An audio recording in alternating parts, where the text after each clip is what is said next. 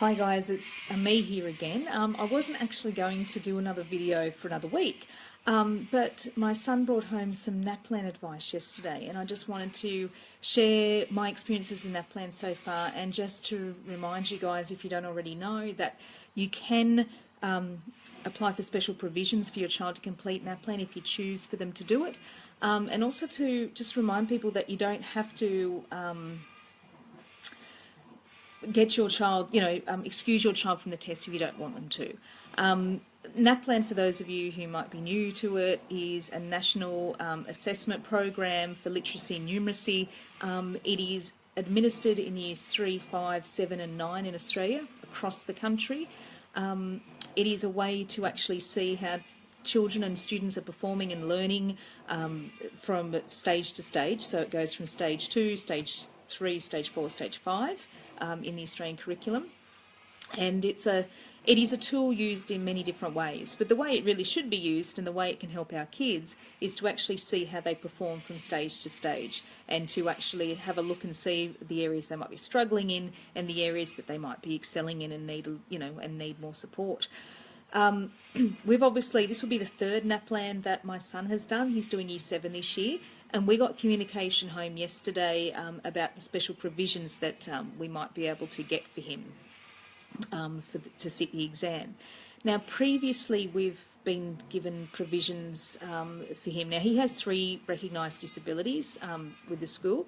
He has his autism, he has his vision impairment as a result of his albinism, and he also has mental health confirmation of disability as well for his generalised anxiety disorder. So he has 3 specific disabilities. Now, NAPLAN support and special provisions to undergo the testing are there for people, for kids, to support them doing the test with equipment and some of the supports they would normally have in the classroom.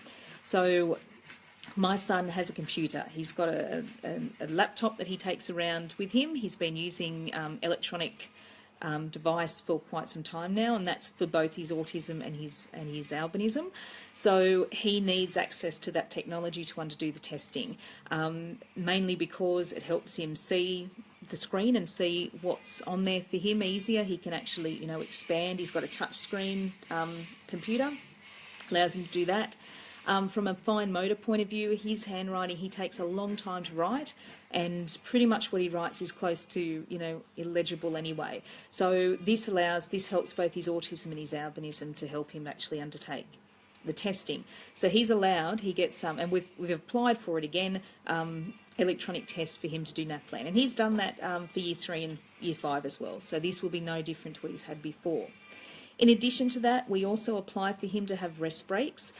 He needs rest breaks for visual fatigue, so that's the vision side of it, but also for the autism. And this is something, even if your child isn't able to access the electronic test, I'd certainly apply for a rest break and for extra time, because this gives them the ability to have a rest in between, to have that sensory break if they need it, particularly if it's part of their normal classroom activity to have a break sort of after a particular, after an hour or so. And also to make sure that they're not affected negatively by their issues with their motor skills, and with fatigue, sort of with motor fatigue that way as well. So that's something to also keep in mind, and also extra time. So the extra time can come into it, particularly if they're quite slow at riding. Again, it's to do with that motor planning that they get there, and also for my son to give him a bit of extra time to read and take in. So the other part of it is for kids on the spectrum too, their processing speed can sometimes be a bit slower than with their peers. So that's something that they can also take into consideration.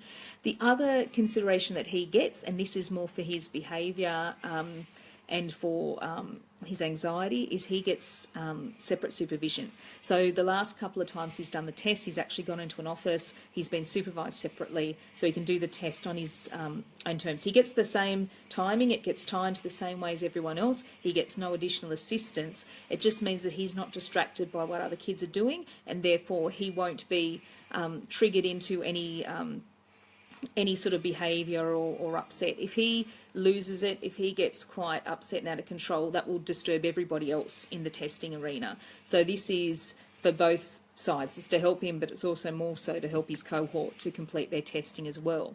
So I just wanted to bring these up as options because, as I said, I've received the letter from my school yesterday to start putting in place and apply for these provisions. You've got to apply for them. They've got to be signed off by your principal, and then you'll hear the response back to see if they've been given. Now, I wanted to bring this up because I know that in a lot of forums I'm in, a lot of kids on the spectrum or with different developmental disabilities are sometimes encouraged or encouraged to miss the test or discouraged to sit it, whichever way you want to look at it. I'm not a huge fan of standardised testing, and particularly in the way that Naplan is sometimes used. I think it's being used beyond what it's designed for, which essentially is to monitor how your kids are progressing. But I think it's important that every child gets the chance to sit it. So I don't like the test, but I don't like more that people, might be told that their child, it's in the best interest of everybody that their child doesn't sit it.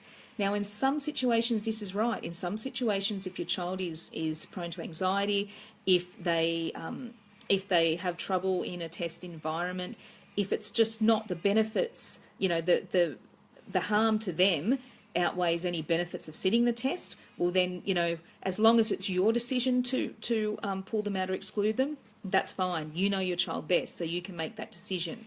What I don't agree with is stories I've heard in other forums where parents have been discouraged or they've been told, probably best your child doesn't sit it. But, there's been no other sort of, information entered into, or they've just gone, okay, and moved on their way without sort of asking further questions of the school. I don't think it's right for the schools to do that. I think every child has a right to sit standardised testing, and they should. That's the whole reason we have standardised testing. But I think certainly if it's your decision to pull your child out, if you don't think that Naplan is what they should be sitting, if it's going to cause more trouble, than it's worth, then do it. But make it your decision. Don't be bullied into it by the school. So the other thing I just wanted to talk about today is that if you want your child to sit Naplan, and if you haven't yet heard or received any advice that you might be able to access, or if you haven't really understood that you might be able to access special provisions for your child, go and talk to the office, talk to your principal, talk to your learning support person, because any child with a diagnosed disability, and particularly and especially children who have differentiated learning and are therefore getting extra supports in the classroom, are entitled to seek approval to have these same supports in this testing. Because really, for them to actually be able to perform and for this to be an accurate test, they need to be tested as if they would be, they would have been in the classroom. So, please go and talk to your school if they haven't already approached you. I think this information needs to go back to ACARA, who run the tests, sort of by, I think, the end of April, and we've got school holidays coming up in April as well. So I'd definitely go and approach your school and check with them about the provisions that you might be able to access, or the provisions that they might be able to support or put a case for your child, and ask for them. Because if you want your child to sit Naplan, which I think, as I said before, all children should have the option of sitting. I don't think it should be excluded.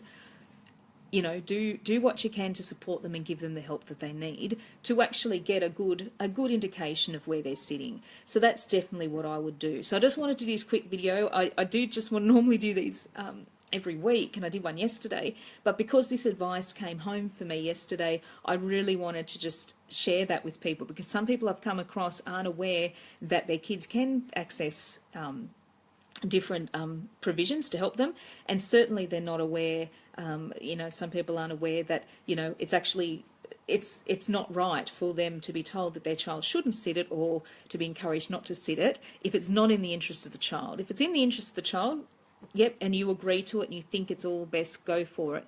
But if you feel like you're being bullied into that decision, or if you feel that your child should at least have a go at sitting Naplan, I would push back and I would ask the questions why, and I would see if there's a way that you can move around that.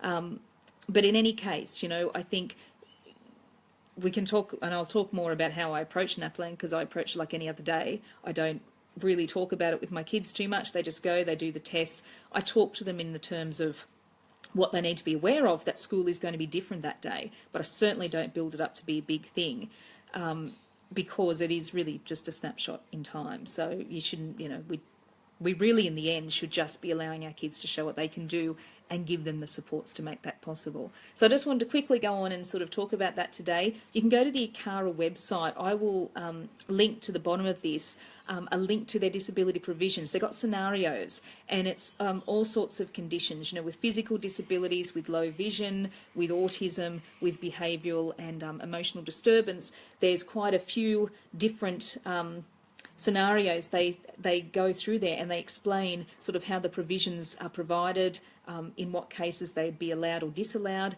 and you can then have a really good idea of what you need to put in place and ask for your child.